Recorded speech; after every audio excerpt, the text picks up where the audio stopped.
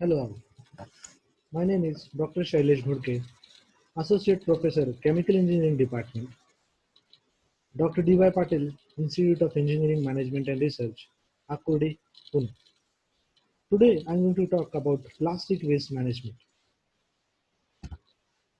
Details of week 1 video and week 2 video are given here. In week 1, a short video was prepared about the effect of pesticides on water resources. In week 2, a short video about the air pollution law and standard in India was depicted. It also covered the variety of functions of Central Pollution Control Board in India. Today I'm going to talk about the plastic waste management. Before that, the outcomes of previous videos. Learners will be able to understand the effect of pesticides as a result of surface runoffs on the water resources and environment. Learners will be able to estimate the degree of agglomeration of pollutant along the food chain. Learners will be able to estimate the quality of ambient air as per the standards given by the Central Pollution Control Board of India. Starting with our today's topic about plastic waste management, let us see about the introduction about this plastic waste in India. The first commercial plastic was utilized in the year 1920, about 100 years ago. This development of this first plastic has now taken a very big shape into the commercial and domestic market, wherein everything will be covered as a form of plastic products. Now, this plastic has made itself as a part of replacing the other materials, for example, wood, leather, paper, metal, glass, you just name it. However, the use of this plastic has made the environment so uh, harmful that this wonder material, which was utilized as a form of novelty of itself, is now turning to give some serious environmental problem in the world. The major impact of this serious environmental problem is just because of one very disadvantageous thing, characteristic thing for this plastic is non-biodegradability of this plastic into the nature. Therefore, careless disposal of these plastic bags has been able to produce some choked drains, block of the porosity of the soil, and it is in turn creating problems for the groundwater recharges. Now, what are the different ways of reducing this plastic waste? Is the best method is source reduction, that is stopping it from the source only. There are different ways of doing so. First is modifying the design of product or package to decrease the amount of material used. Second, utilize economies of scale with larger size packages. Third, utilize economies of scale with product concentrates. Next, make material more durable so that it may be reused by the consumer.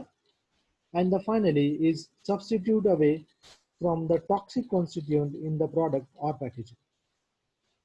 The potential plastic markets that may be considered for source reduction include packaging, building and construction, consumer products, electrical and electronic field, furniture and furnishings, transportation, adhesives, links and coatings, and so on.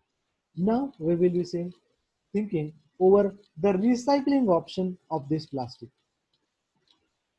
In India, we rank the highest in terms of plastic recycling, that is the 60% of plastic is being recycled. And in the world, it is, however, averaging 20% only. So what are the different methods available for this recycling? Are primary recycling, wherein collecting the plastic, melting it, molding it, and solidifying it into some of the form where it can be utilized. Second method is melting and using extrusion or injection molding machines so that the melted plastic can be converted into some or the other form of or product. Third, tertiary recycling, wherein depending on the physical and chemical methods, utilizing them as a form of thermolysis. These thermolysis include pyrolysis, catalytic cracking, hydrocracking, etc. Or one more option called depolymerization, wherein alcoholysis, hydrolysis, acidolysis, aminolysis, these kind of reactions are being utilized as a form of chemical method to recycle the plastic into different products. And last and the final method is quaternary recycling, wherein incineration is utilized to recover the energy. After this, we will now see the next option called degradable plastics. Degradable, the name says that it can be degraded into some natural product wherein it can be used or it can be degraded as a form of organic products. So the bioplastics and are biodegradable plastics whose components are derived from renewable raw materials. These plastics can be made from abundant agricultural or animal sources like cellulose, starch, collagen, casein, soya protein, polyesters, and triglycerides.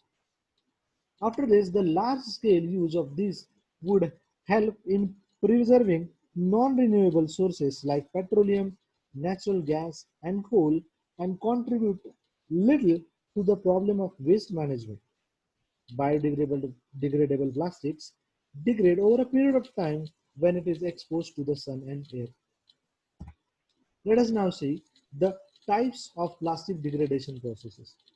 Photodegradation, as the name says, it is using the photo or sunlight for the degradation. Biodegradable, again, as the name suggests, use of microorganisms such as bacteria, yeast, fungi, and algae. These can be used for biodegradation. Then next is biodeterioration. In this, the degradation of plastic occurs through the action of microorganisms such as beetles, sludge, microbial sludge, or etc. Then next methodology says auto-oxidation. Herein, the degradation can be caused by chemical reaction with oxygen. Next methodology is hydrolysis. Degradation that occurs when water cleaves the backbone of the polymer, resulting in decrease in the molecular weight and a loss of physical property. And the last method that is solubilization. As the name suggests, the polymers that occur when a water-soluble link is included into the polymer, the plastic can be degraded. Now, what happens is there is a substantial demand of biodegradability then when we say this, though the demand for biodegradable plastic is increasing, acceptance of biodegradable polymer is likely to depend on following factors. First is customers' response to the cost, because the biodegradable plastics need to be catered in such a way that they can be degradable, so the cost of the manufacturing increases. Next is possible legislation by government, whether the local or central government authorize the manufacturing of such kind of plastic is again a key question. And third is the achievement of total biodegradability. That means even though the biodegradable plastic is being manufactured, whether it is actually getting degraded into the atmosphere after a certain period of time, that also creates one or the other question in utilization of this biodegradable plastic. So the demand of biodegradable plastic would tremendously depend on customer response, legislation, and the degradability aspects of the this biodegradable plastic. So the in this degradable plastic, what we can do is immediate application areas are identified in India for agricultural, then surgical, then plastic implants and personal care and so on, wherein it can be utilized. However, the legal framework for the utilization of biodegradable materials is still very unclear. So within waste management, local authorities in many parts of the world, including India, don't treat bioplastic as combustible material. So the care must be taken in making this biodegradable plastic. So in our today's session, what we have seen was the use of biodegradable plastic, why biodegradable plastic has been utilized, and how we can go in for more utilization of biodegradable plastic. This is what we have studied in our today's session. Thank you so much.